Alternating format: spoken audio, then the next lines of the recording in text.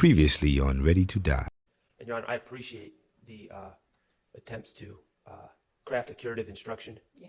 I just want to be clear, very clear on behalf of Mr. Stillwell on the record that while we do appreciate those attempts, we are not waiving any appellate issues regarding the admission of these convictions. Understood. And it may very well be that we get through this whole trial, and if there is a conviction, that it gets reversed because of things that occurred before I was ever involved in. So, good morning, Ms. Francisco. Good morning. My name is Max Schardt. I represent Shannon Stillwell, okay? Okay. And other than the shell casings from those two incidents that I just read the stipulation about, did you compare any other shell casings or did you find any other 9-bin links to that FN gun, which is 221 VV in evidence? No, I did not. Okay. And one other question. You just testified about comparing a gun or shell casings and put them in 9-bin. Correct. Can you put a projectile, a fired bullet that's collected into evidence, for instance, a .40 caliber bullet, can you put that in 9-bin and seek hits through the 9-bin system for a projectile that has already been fired? We do not have the equipment to be able to do projectiles. We only have the equipment to do cartridge cases. When you say you do not have the equipment, does the equipment exist and it's just not an APD, or does no equipment exist in the world? It does exist. There's a system called Bullet Tracks, which is the same thing as Brass Tracks, only deals with bullets. But for us at the Atlanta Crime Lab, we only deal with cartridge cases. Do you know in this case that you were working on, if by anyone 40 caliber projectiles were placed in this Bullet Track system? Do you have any awareness of that? I would not. Okay. On May 9th, 2022, do you recall who was present at 355 Allison Drive when you executed the search warrant? Could you be more specific? Okay. Jeffrey Williams was present, correct? Yes, sir. Martinez Arnold was present. Yes, sir. Diamante Kendrick was present. Yes, sir. Jeffrey Williams' teenage son was present, correct? I believe so, yes. Okay. My client, Shannon Stillwell, was not present at 355 Allison Drive on May 9th, 2022, was he? He was not. Okay. And you don't have any evidence at all that Mr. Stillwell has ever even been to that residence, do you? No, I don't. Okay. All right, and during that search warrant was sought out by Investigator Viverito, is that correct? Yeah, I believe so. Okay, and during that search warrant, executing that search warrant May 9th, 2022, you all collected drugs, correct? Suspected drugs? We did. Delta 8 syrup as well? Yes. Okay, jewelry, Yes. money, Yes. phones, Yes. Mr. Williams' cars were seized? That's correct. And I'm not going to ask any questions about any of those things, but you also collected guns, correct? Yes, sir. Okay, in fact, there were 6 guns collected, correct? I believe so, yes. Okay, and you have reviewed pictures taken during the execution of that search warrant, correct? I did. Okay, I would like to just talk about each gun individually. I can go in whatever order you have. If you could just tell us, do you have photos in front of you that display the different types of guns and the different guns that were collected on May 9th, 2022? Yes, I do. Okay. Could you just tell us the exhibit number of the first gun so Mr. Atkins can display it for the jury? The first one I'm looking at is 57XX.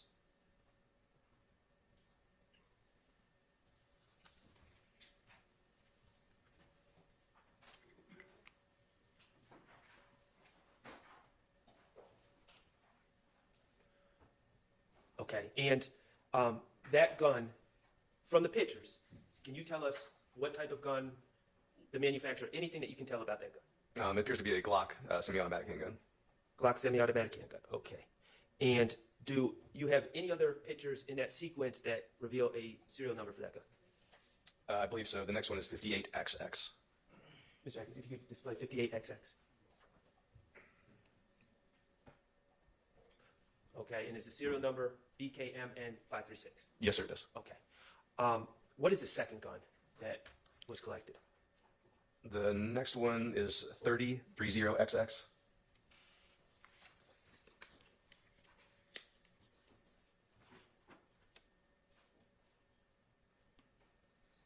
Okay, is there a close-up of that gun that would help describe what type of gun it is? I believe it's 31XX. Okay, 31XX. And what kind of gun is that? It's another Glock semi-automatic handgun. Okay. Can you tell what type projectiles or what caliber projectiles that gun fires? It's a little difficult to tell from this picture, but from the picture alone. Now, neither of these first two guns were the switch, correct? That's correct. Okay. Can you tell us what about the next gun? What number we should display? Oh, sorry, I apologize. There's actually another photo, I believe, of that gun we were just looking at, 32XX. All right. Mr. Atkins, if you could display 32 XS. All right, thank you. And for that second gun, that's the serial number, I believe it is, yes. and it's BNU 633. Yes, sir. All right. How about the third gun? The third is 21XX. Now that gun, what can you tell us about that gun? This is another Glock semi-automatic handgun, and it does appear to have a conversion switch attached to the weapon. Okay, that is the switch. Yes, sir. All right, excellent. And those are the 6 guns that were collected from Jeffrey Williams' residence on May 9, 2022. Yes, sir. All right, great. Thank you. Thank you, Mr. Atkins. Okay, I just want to clear something up. And I'm speaking about, I'm not going to go through individually. I'm talking about all 6 firearms. Okay. Do you have any evidence that Mr. Stillwell has ever touched any of these firearms? I do not. Okay. Do you have any evidence that ballistically, any of these firearms were ever used in the Shamal Drinks homicide? I didn't conduct that follow-up investigation, so I don't know whether it was or wasn't. I'm not aware of any evidence that it was. Or any more. And that includes the switch too, correct? It does. Okay. And do you have any evidence, ballistically or otherwise, that any of these guns were used in the January 10, 2015 shooting of Donovan Thomas? I do not. Okay. Great. Thank you. Are you not entertained? Are you not entertained? Is this not why you are here? I'm going to ask you, let's play the hypotheticals first, and then I'm going to get into the work you actually did in this case, okay? Okay. All right. So you were just asked about some hypotheticals. Let's just be clear. In your expert opinion, if a gun was shot inside the cabin of a car and the sunroof was opened subsequently to the gunfire and the windows were opened and someone was driving around, in your expert opinion, the gunshot residue inside that car would remain, correct? And this is after the gun was already discharged and the GSR was deposited? Yes. Yes, I would expect for there to be surfaces inside of that vehicle where the GSR particles remained, yes. Okay, here's the thing. I want to talk about this case. Do you have any evidence, is there any evidence that you noted in your report, any evidence that this headliner had been washed?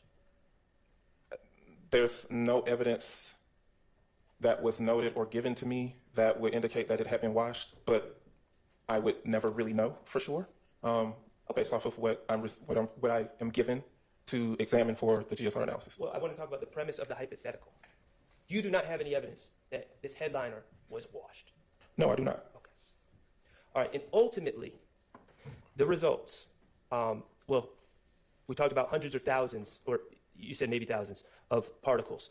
What is the threshold? I know that you said it's negative. The headliner was on each and every one of those tabs.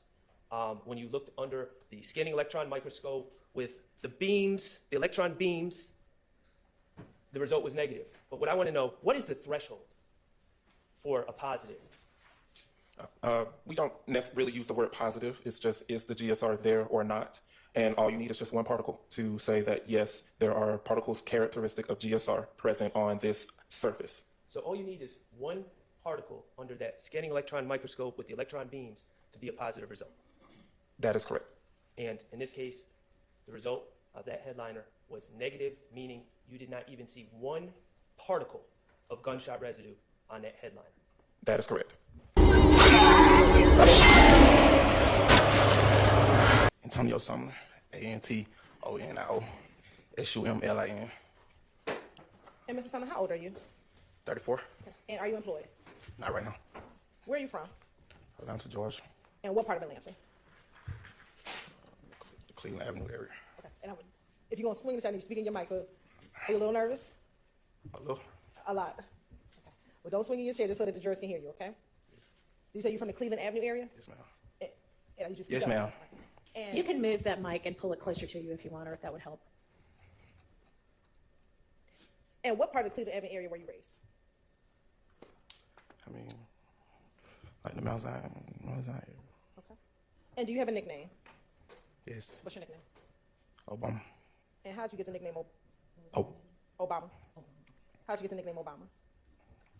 really, we was just playing around, growing up, and it just stuck with me. It just stuck. As you were growing up in the Cleveland Avenue area, did you ever hear of a gang called Rock Crew? Yes, I heard Rock Crew. Okay. And how did you know about Rock Crew? I mean, it was just a little, it was popular where I was from, like where I was growing up at. Were you part of Rock Crew? Yes, ma'am. Okay. Did you know someone by the name of Quentin Porter? Yes. And did you also call him Boo or Big Boo? Yes, ma'am. When did you join or become affiliated with Rock Crew? 2006, 2007, How old were you? 16, 17. And at some point, did Rock Crew transition into YSL? Some people stayed Rock Crew, some people went YSL. Okay. What did you do? I mean, both of them from the area, so, I mean, I never really picked a side. I really just... Did you ultimately just claim both? I'm Rock Crew and I'm YSL. I mean, yeah, okay. Yes, ma'am. Okay. What was the reason for the change between Rock Crew to YSL?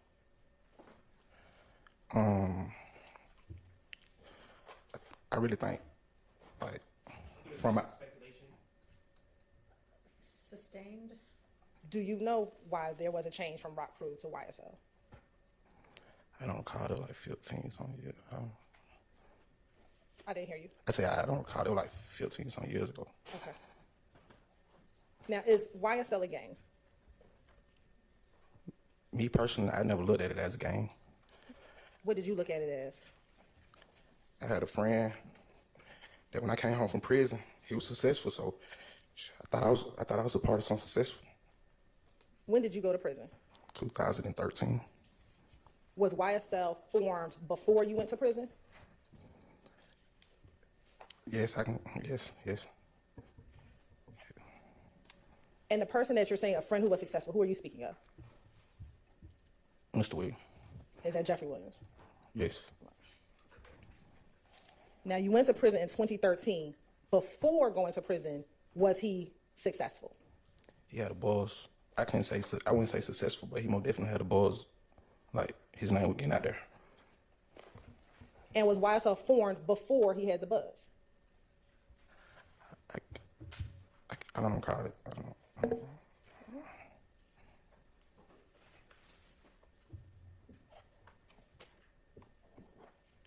What does YSL stand for? I mean, you can use it in any kind of way. You're on successful living, you're on stoner lifestyle, you're on slime life. Before you went to prison, how were you using YSL? 2003. Before, when I went to prison, it was on slime life, 2013. And do you actually have YSL tattooed on your body? Yes, ma'am. And do you have Slime Life tattooed on your body? Yes, ma'am.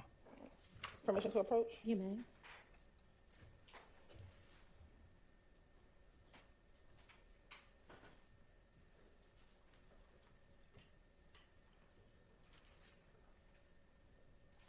I'm going to show you what's been marked as State's Exhibit 408, 409, 410, 411, and 413.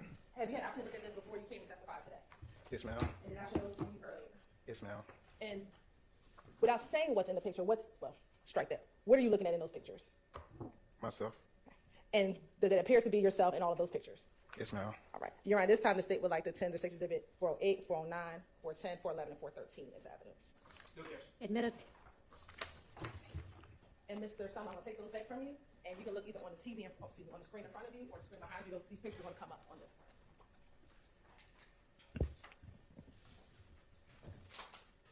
I'm going to actually first start with 413. 413. Looking at Exhibit 413, is this an Instagram post? Yes, ma'am. Okay. And is your Instagram post _1 Obama? Yes. Okay. Where's this picture taken? I think I was at a house on Brown Mill Road, Okay. Where is that house at on Browns Mill Road? across the street from the golf course. And does that house have a particular name? Yeah, we gave it a nickname, the Web. Okay. And you said we gave it the nickname. Who is the we that gave it the nickname? I can't. I just know we used to call it the Web. I can't particulate who made the name up.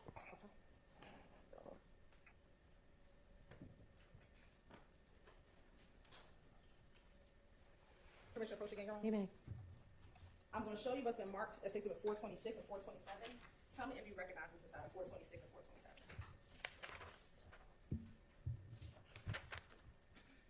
Yes. How do you recognize 426 and 427? That's the living room. Of where? The house on Brown Hill. Is that the living room of the web? Yes. Okay. Your Honor, this time the state would like to admit 426 and 427 into evidence. They're admitted. Now, Mr. Sumlin, I'm looking at State's Exhibit 408. Is that the YSL tattoo that we just talked about earlier? Yes, ma'am. When did you get that tattoo? In prison. Okay. And about what year did you get it? Probably 14. I don't. All right. Now, looking at State's Exhibit 409. And I'll zoom in, please. What is that tattoo of on your, which arm is that? My right arm. Okay. And what is depicted on your right arm? Slime life. Okay. And is there a snake on top of Slime Life? Yes. What does that snake symbolize?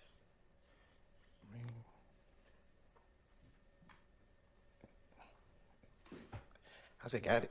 What you mean? What it symbolize? Was the snake a symbol used by members of YSL? Yes. Okay. And when it says Slime Life, what does Slime Life mean? Slime life. I just got it when I was in prison. I was hearing good things about. So, I was just getting stuff really. That was so long ago. I was trying to put all that behind me. I'm going to show you what's been marked as Exhibit 410 VV.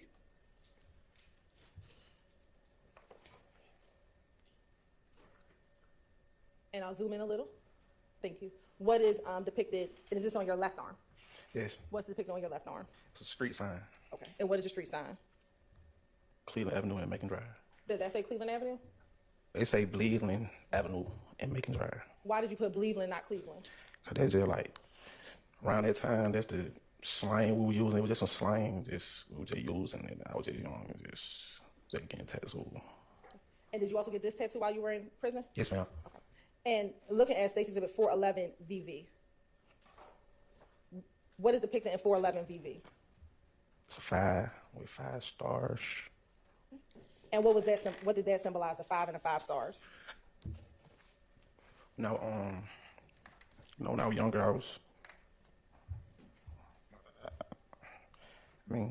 I was younger, I was claiming blood. When I was younger, like 15, 2000. I had it before I went to prison, so they like 2010. And you said when you were younger, around 2000, you claimed the bloods. I claimed blood. Okay. Was there a specific blood set that you claimed? No, I don't even think I was real blood then. Got him! Got him!